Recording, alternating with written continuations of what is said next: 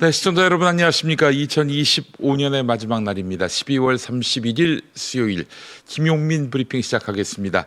한 해 동안 수고 많이 하셨습니다. 정말 이런 대반전이 또 있었을까? 역사 속에서 말입니다. 올해 정말 대단한 한 해를 일구셨습니다. 현재 영하 7도입니다. 서울, 경기 지역 또 인천도 지금 영하의 기온 보이고 있는데 고양시 덕양구 창릉동 영하 7도고요. 낮 최고 영하 3도로 예상됩니다. 오늘 맑은 날씨가 예상되는데요. 해지는 시간은 오후 5시 33분 전남 신안이 그렇고요. 내일 해 뜨는 시간 대한민국 영토에서 가장 먼저 해 뜨는 곳은 경상북도 울릉군 독도입니다. 내일 아침 7시 26분에 해가 뜰 예정입니다. 네. 자, 김범석 쿠팡 이사회 의장이 국회 청문회에 또 불참했습니다. 청문회에서는 쿠팡의 셀프 조사가 도마에 올랐는데 정보 유출 건수와 조사 지시를 놓고 정부와 진실 공방을 벌였습니다. 오늘도 청문회는 이어집니다. 오늘 전국에 새 및 한파가 몰려와서 새해 첫날 절정에 달하겠습니다. 하늘은 대체로 맑아서 오늘 마지막 해넘이와 새해 첫 해돋이는 대부분 지역에서 볼 수 있을 것으로 예상됩니다. 자, 오늘 아침 신문 살펴보겠습니다. 이재명 정부의 초대 기획예산처 장관 후보자로 국민의힘 출신 이해훈 전 의원이 지명되면서 여권이 강하게 반발하고 있습니다. 이해훈 후보자가 과거 비상계엄을 옹호했던 데 대해서 당파성에 매몰됐다며 사과하자 국민의힘 내부에서는 삼선의 당 사람이 이렇게 돌아서는 건 도리가 아니다 라면서 비난이 쏟아졌습니다. 하지만 지방선거를 앞둔 당내에서는 지도부가 당성만 강조하며 비전 제시가 없다라면서 비판도 커지고 있습니다. 중도 확장을 고민하는 목소리도 등장하면서 일부 시도지사는 지도부에게 노선 전환을 요구하고 있습니다. 조선일보 기사였습니다.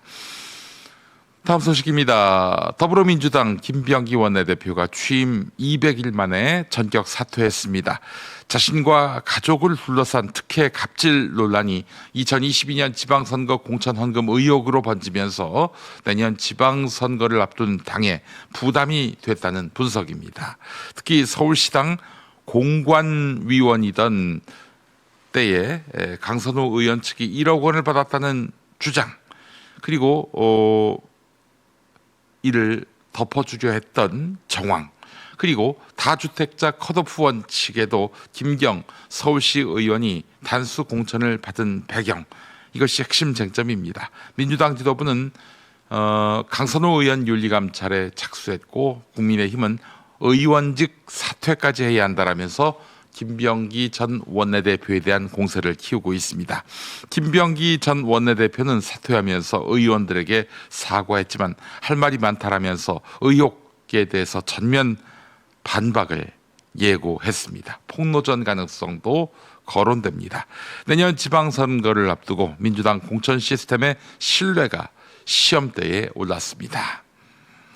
국민의힘 한동훈 전 대표가 당원 게시판 논란에 대해서 처음으로 가족의 게시글 작성 사실을 인정했습니다. 다만 본인은 글을 쓰지 않았으며 가족이 윤석열 부부를 비판하는 칼럼을 올린 사실을 뒤늦게 알았다, 이렇게 밝혔습니다. 한동훈 전 대표는 비난받을 일이 있다면 나를 비난하라 라면서 기존의 책임론을 일축했고 본인 명의의 계정 사용 의혹은 허위라고 반박했습니다. 당무감사위가 제시한 동일 명의, 동일 IP 여론 조작 정황에 대해서도 강하게 부인했습니다. 또 글 내용 자체가 모욕이 아닌 비판적 칼럼이었기 때문에 사과할 일이 아니었다라고 주장했고, 장동혁 대표가 당시 상황을 알고 있었다며 정치 공세에 이용되고 있다고 지적했습니다. 세계평화통일가정연합 통일교회 정치권 로비 의혹을 수사하고 있는 경찰이 국회의원 11명에게 불법 정치 후원을 한 혐의로 한학자 통일교 총재와 윤영호 전 세계본부장 등 4명을 검찰에 넘겼습니다. 검찰은 송치 사건 중에 내년 1월 2일 송치 공소시효가 만료되는 사건이 있다고 보고 빠른 시간 내에 기소 여부를 결정할 방침입니다. 경찰청 국가수사본부 특별전담 수사팀 관계자는 어제 브리핑을 열고 지난 29일 통일교 관계자 4명을 정치자금법 위반 혐의로 서울중앙지검에 송치했다고 밝혔습니다. 송치된 피의자는 한학자 총재와 윤영호 전 본부장, 한학자 총재의 비서실장을 지낸 정원주 씨, 송광석 전 천주평화연합 회장입니다. 자, 2040년까지 의사 최대 11,000명 부족. 정부 의사 인력 수급 추계 결과입니다. 이에 따라서 2027학년도 의대 정원 증원폭은 400에서 800명 수준이 유력해졌습니다. 하지만 AI 도입 효과와 고령화 반영을 두고 의원들 사이에서 의견이 끝내 갈렸고 추계위는 다수결로 결과를 확정했습니다. 의료계 추천위원들은 AI로 생산성이 높아지고 부족 규모가 최대 7,000명이다 이렇게 밝히는 반면 학계와 수요자 측은 의료 수요는 폭증할 것이고 최대 3만 명이 부족하다 이렇게 주장했지만 상한선은 제외됐습니다. 명확한 결론 없이 추계가 마무리되니까 결정은 내년 보건의료정책심의위원회로 넘어가게 됩니다. 정부 영향력이 큰 구조라서 정원 확대가 가시화됐다는 관측이 나오는 가운데 의사단체는 부실한 추계 수용 불가라면서 반발하고 있습니다. 네, 잠시 헤맨 점 사과드립니다. 자, 김용민 브리핑 계속해서 TV뉴스 리뷰로 이어가죠. 청문회는 시작부터 쿠팡의 이른바 셀프 조사 논란에 초점이 맞춰졌습니다. 쿠팡은 지난 25일 유력 용의자를 직접 접촉했다며 정보가 유출된 이용자는 3,000명 정도이고 외부 유출도 없었다고 기습 발표했습니다. 청문회에서도 이런 주장을 반복했는데 이번엔 한국 정부가 용의자 접촉을 압박했다는 주장까지 내놨습니다. They told us to reach out to the suspect. We told them that we would prefer not to. They told us again to reach out to the suspect multiple times. We resisted.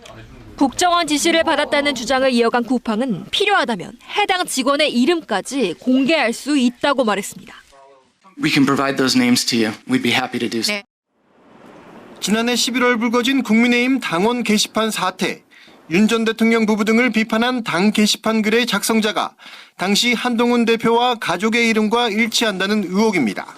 당시 한 전 대표는 연루 의혹을 부인했습니다.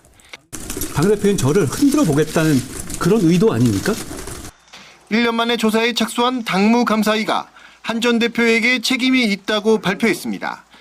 문제가 된 계정이 한 전 대표를 포함한 가족 5명의 이름과 전화번호 뒷자리 등이 일치하고 대부분 글이 단 2개의 IP에서 작성돼 여론 조작 정황이 확인됐던 겁니다. 이재명 대통령은 이 후보자의 발탁 배경을 대통령의 가장 큰 책임은 국민 통합이라는 말로 대신했습니다. 특정 세력이 모든 것을 누리고 나머지를 배제하면 그건 정치가 아니라 전쟁이라며 집권 여당과 대척점에 있는 집단 역시 대한민국 국민이고 주권자라고 강조했습니다. 빨간색은 우리나라 공동체 사람의 자격을 상실하는 겁니까? 그렇지 않죠. 여전히 대한민국 국민이고 주권자 아닙니까? 특히 다른 집단을 다 제거하고 모든 것을 갖겠다고 벌인 극단적 처사가 내란이었다며 내란을 극복한 대한민국은 조금 더 포용적이고 좀 더 융화되는 사회가 되어야 한다고 말했습니다. 다만 통합에는 원칙이 있어야 한다는 점도 분명히 했습니다.